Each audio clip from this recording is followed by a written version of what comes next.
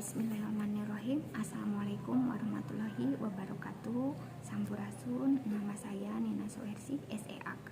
Saya guru mapel produktif akuntansi, yaitu mapel praktikum akuntansi perusahaan jasa, dagang, dan manufaktur di kelas 11 dan 12 di SMK Negeri 1 Kertajati, Provinsi Jawa Barat. Pada kesempatan hari ini, periode Oktober 2022, saya akan menyampaikan materi pembelajaran tentang mengelola buku pembantu piutang. Sebenarnya buku pembantu itu ada 3 di kelas 11 akuntansi ini. Yang pertama adalah buku pembantu piutang, buku pembantu utang, dan buku persediaan barang dagangan. Nah, pada kesempatan ini saya akan menjelaskan materi tentang mengelola buku pembantu piutang. Piutang sendiri adalah terbentuk dari adanya transaksi penjualan barang atau jasa secara kredit.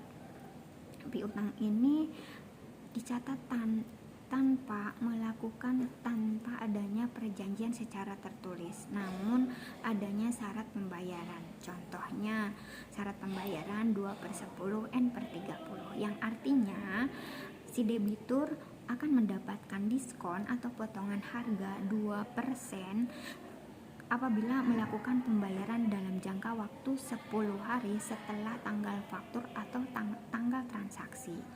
Kemudian jenis-jenis piutang itu terdiri dari 3. Yang pertama adalah piutang dagang, kemudian yang kedua adalah wesa tagih, dan yang ketiga adalah piutang lainnya.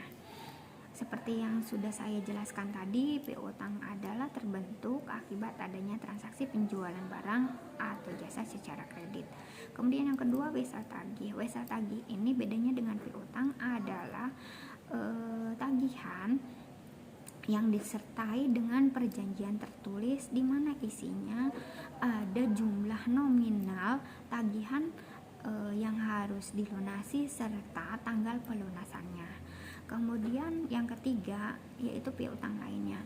Piutang lainnya ini adalah jenis piutang yang tidak termasuk atau tidak berasal dari penjualan barang atau jasa secara kredit. Kemudian yang kedua adalah dokumen sumber untuk pencatatan pengelolaan piutang. Dokumen sumbernya yaitu terdiri dari pertama adalah faktur penjualan, kemudian yang kedua adalah bukti kas masuk, kemudian yang ketiga adalah nota kredit, dan yang keempat bukti memorial. Saya akan menjelaskan satu persatu dokumen sumber ini. Yang pertama, faktur penjualan. Faktur penjualan ini mencatat jumlah unit barang atau jasa, kemudian ada syarat pembayarannya, kemudian tertera nama debitur dan nama krediturnya, kemudian jumlah piutangnya. Yang kedua, bukti kas masuk. Bukti kas masuk ini adalah dokumen yang menjelaskan pembayaran piutang dari customer atau dari debitur. Kemudian yang ketiga, nota kredit. Nota kredit ini adalah dokumen yang menunjukkan terjadinya transaksi retur barang yang tidak sesuai dengan standarnya. Jadi ada pengembalian barang dari transaksi penjualan tersebut. Kemudian yang keempat adalah bukti memorial. Bukti memorial ini untuk mencatat adanya penghapusan piutang, karena bukan tidak mungkin bahwa piutang yang sudah sudah tercatat bisa saja terjadi tidak adanya pelunasan atas piutang tersebut. Nah, ini bisa terjadi karena debitur mengalami kerugian atas terjadinya beberapa kejadian, misalnya terjadi kebakaran, kemudian terjadinya banjir dan sebagainya, sehingga debitur tersebut mengalami kerugian sehingga tidak bisa membayar atau melunasi piutangnya kepada perusahaan kita. Kemudian prosedur pencatatan piutang. Nah, prosedur pencatatan piutang sendiri yaitu pertama adalah dari adanya penjualan barang dan jasa secara kredit, kemudian baru akan dicatat ke dalam kartu piutang. Nah, kartu piutang ini merupakan pencatatan atas mutasi piutang yang terjadi dalam satu periode tersebut. Nah, di dalam kartu piutang ini ada pencatatan jumlah piutang, kemudian misalnya jumlah pelunasan, kemudian nanti sisanya berapa. Nah, tujuan dibuatnya kartu piutang ini adalah sebagai alat kontrol untuk perusahaan untuk mengetahui tenggang waktu atau batas waktu jumlah piutang pada masing-masing debitur. Kemudian yang ketiga yaitu pencatatan.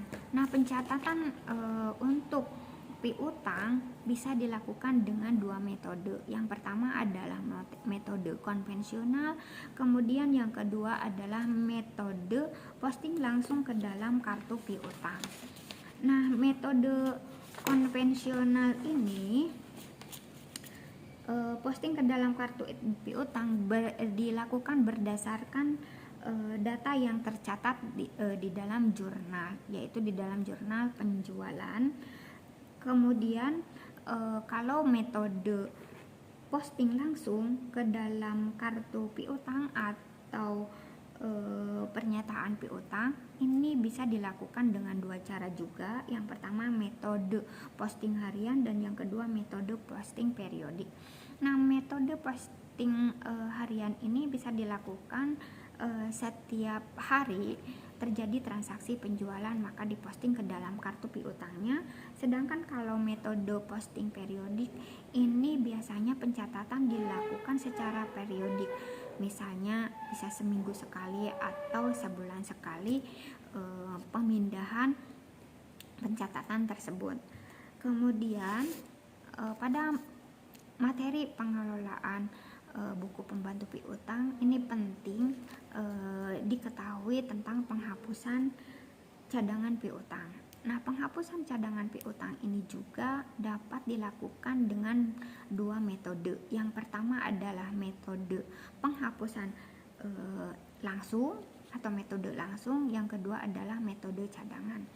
Nah, untuk metode langsung yaitu dengan cara kita mendebet akun beban kerugian piutang tak tertagih dan mengkredit akun piutang dagang secara langsung. Jadi di kreditnya itu langsung piutang dagang, sehingga ketika di akhir periode tersebut si piutang langsung terhapus. Kemudian kalau cara yang kedua yaitu metode cadangan. Nah, dengan metode cadangan ini kita membuat cadangan terlebih dahulu berdasarkan estimasi atau perkiraan di awal periode. Nah, caranya yaitu dengan cara mendebet beban kerugian piutang dan kreditnya adalah taksiran cadangan kerugian piutang tak tertagih. Tetapi apabila si konsumen atau debitur ingin membayar piutangnya setelah penghapusan cadangan tersebut, maka kita harus membuat atau memunculkan jurnal piutang tersebut atas debitur yang bersangkutan, yaitu dengan cara mendebet account receivable atau piutang dagang dan mengkredit beban kerugian piutangnya, sehingga jumlah piutangnya itu muncul kembali. Nah, untuk kesempatan hari ini dalam materi pembelajaran mengelola buku pembantu piutang saya rasa sudah cukup. Sampai di sini saja. Terima kasih atas perhatiannya. Mohon maaf apabila ada kekurangan. Semoga apa yang saya sampaikan ini bisa bermanfaat untuk kita semua. Saya akhiri, wabillahi taufiq wal hidayah. Wassalamualaikum warahmatullahi wabarakatuh.